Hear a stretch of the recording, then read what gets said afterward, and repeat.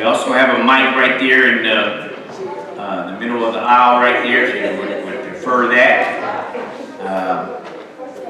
But we definitely want to give you time this evening, give a few words. And just so no one will fill out a place, maybe I'll go first.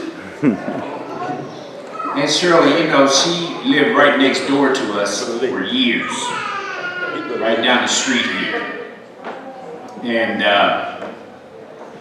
she was my aunt, and she also was my tenant. And Aunt Shirley, she was one of a kind.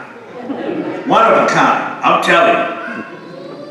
I remember one particular time when I was cutting grass. I don't know how many of you,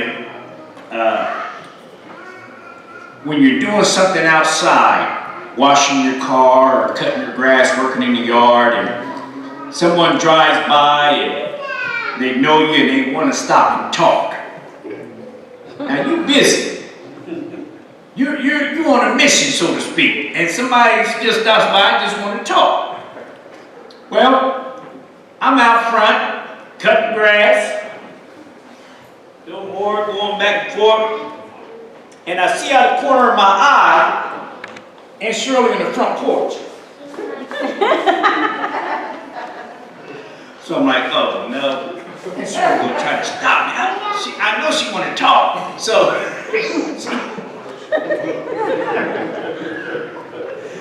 so I stopped my lawnmower. I'm like, hey, Aunt Shirley.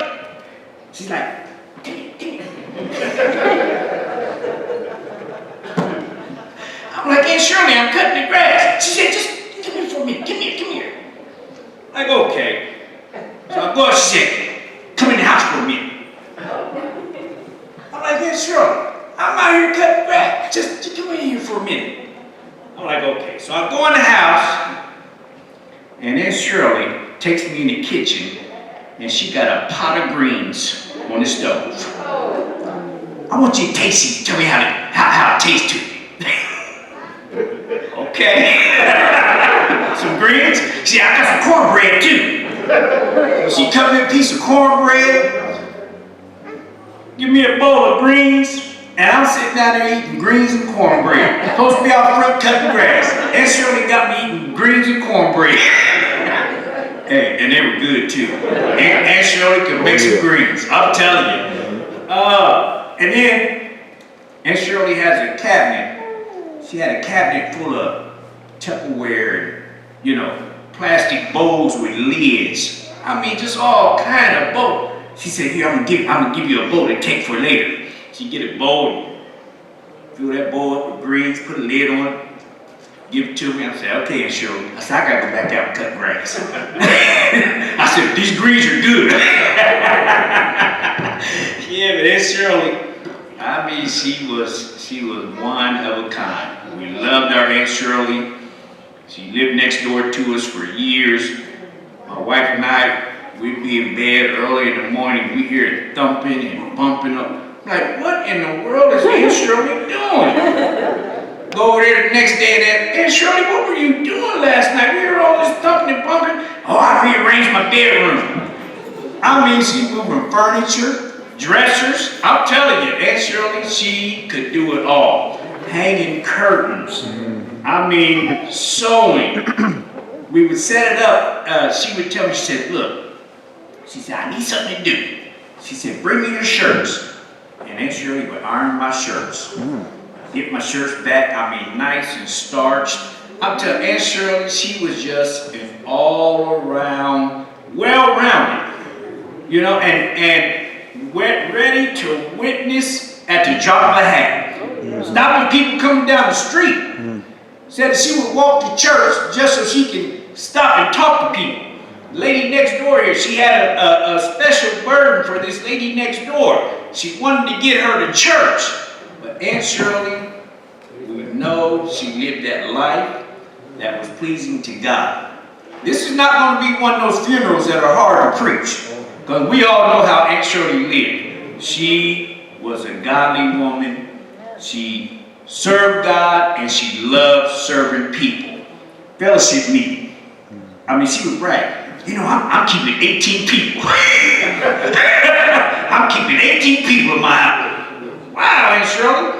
But that was her, what she loved to do. She loved to be hospitable to the saints. She loved keeping the saints, making the cakes for Sunday dinners. Aunt Shirley was there, a helper. She loved chicken legs. She didn't want no other part of chicken. Give me the chicken legs. Chicken leg and Diet Pepsi. Yeah, but Aunt Shirley's, we love our Aunt Shirley. So that's my story of Aunt Shirley. I got plenty more, but I'll leave time for someone else. So whoever, we can bring the mic to you, or you can come to the mic right there in the middle of the aisle.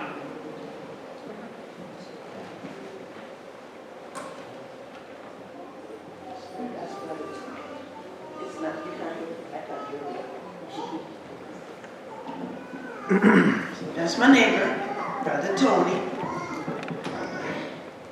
And I got here to Ohio the 5th of March.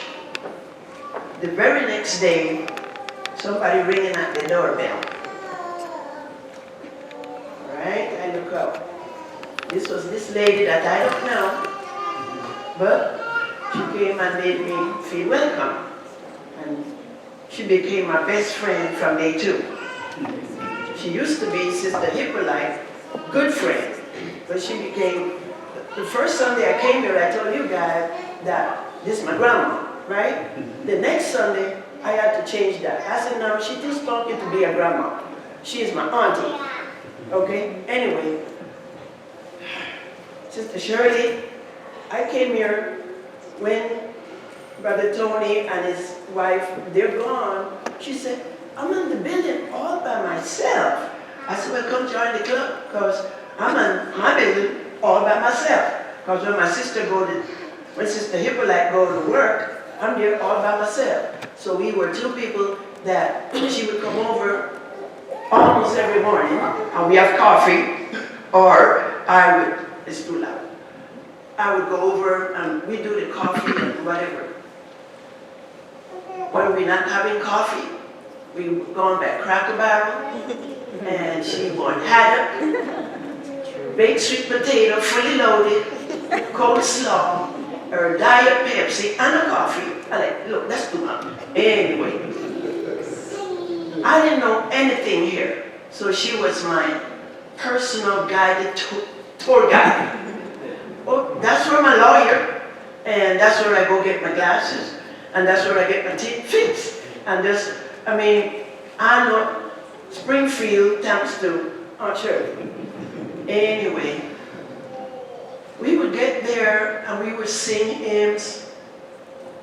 We sing, we talk Bible. I just love to listen to her. She shared the word with me. She did not like my pants one bit. And one time she said, oh, me and you, we're not going to be friends if you're going to keep wearing pants. I said, Aunt Shirley, come on, you love me, right? Yeah. Are you going to love me just the way I am? No, I spent 4 years in the army, okay? I wake up and put on the pants. I've been in the pants all day. And when I come home and take a shower, guess what? I put on another pants. So it's hard to break the habit, okay? So make up your mind. Are you going to love me just the way I am? She grabbed me and hugged me and kissed me. I'm like, okay, we buddies here. So I'm just telling you. She loved me with my little strange ways, just the way I am. Aunt Shirley loved me. She told me about the people that she went for the Lord. She told me about when she worked, how long she worked at Wittenberg and some other college, and she made the grapes, and not grapes, but the drapes, and the curtains, that's the word. She made the curtains, and the bed covers. I mean, for 2 people that were lonely, we were no lonely no more. Because you notice I like to talk. So we could talk all day. Then I said, okay, come on, let's go up to the reservoir. All right, we go up there, on the other side, we go to walk. So I'm walking slow. She said, well, can you walk any faster? I said, oh, Shirley, I'm walking slow for your benefit. Well, you need to pick it up. So we're walking and we get to a bench. I said, you want to sit? Take a load off? No, no, no, come on, let's go. I mean, I came here with my broken body, because I have all kind of physical and whatever kind of issues. But at that time, she was 85. This 85-year-old got me moving. Just get with the program. So then she made her 86th birthday. I said, I thought you told me last year you were 86. No, I was telling you I am going to be. So why are you counting ahead of time? People trying to slow it down and you quick. But we had a lot of fun. Fisher's big boy. Oh, and she go there and she want to talk about who was the manager when she worked there, when she was 15. And every time we go, she hold that same conversation. Do you know manager so-and-so and the so-and-so? I said, actually, them people been there a long time. You outlive all of them, you know. But she loved to go to Fisher's big boy, because she said she used to live around there. The one on up there, going towards Tuttle. That's all that one more is there. Anyway, I thank God for Aunt Shirley. She was a blessing in my life. I have tons of pictures recording her. Why are you taking my picture? I said, because I love you. I have tons of pictures of her having breakfast, walking down the steps. I said, hold on. So this is one lady that I'm going to miss dearly. But I thank God that she was my best friend for 1 year, 1 month, and some days. I thank God for her. And may God hold her close to his bosom.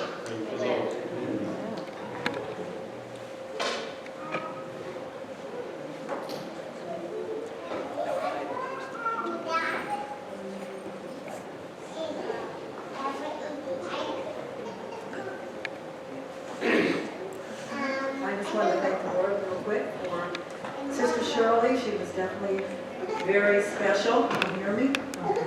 She was very special. I remember years ago, probably like maybe 30 years ago, a group of us sisters, we would go to yard sales with Sister Shirley.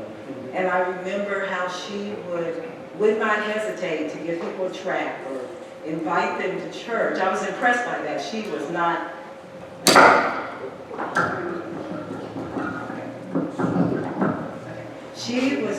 timid at all when it came to witnessing.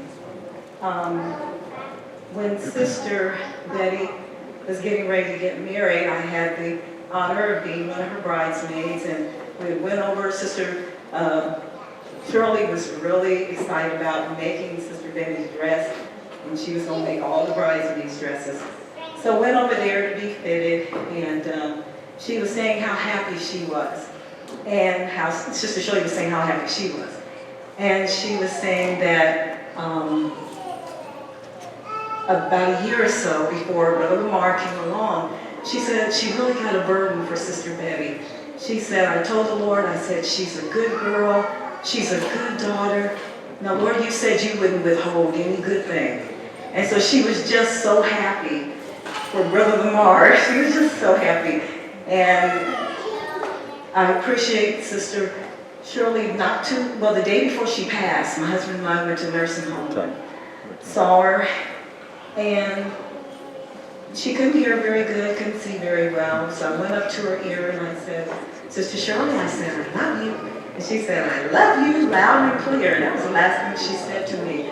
And I just appreciate her. I appreciate her life. I appreciate how she never changed. When I first came here, I was 19. She was the same. And when she left out of here, when I saw her that Thursday, she was the same. She never changed. And I really appreciate when people are the same now through the years. So thank God for Sister Shirley, and we will be praying for the family.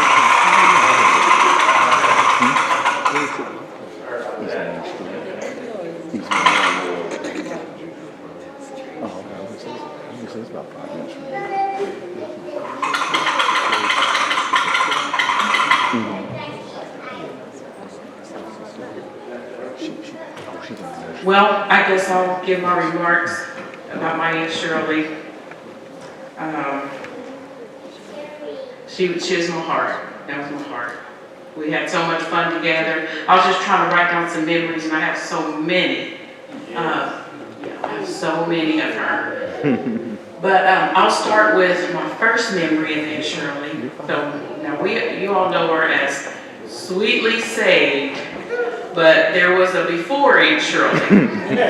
And so I was about 3 years old. We had just moved to Southern Avenue, and my mom had made a chitlin dinner for the family, and you know, all the family was over there. There was balls and chitlins and baked beans and coleslaw and cornbread and all that. You know, my mom could cook, and Edie and Aunt Shirley too.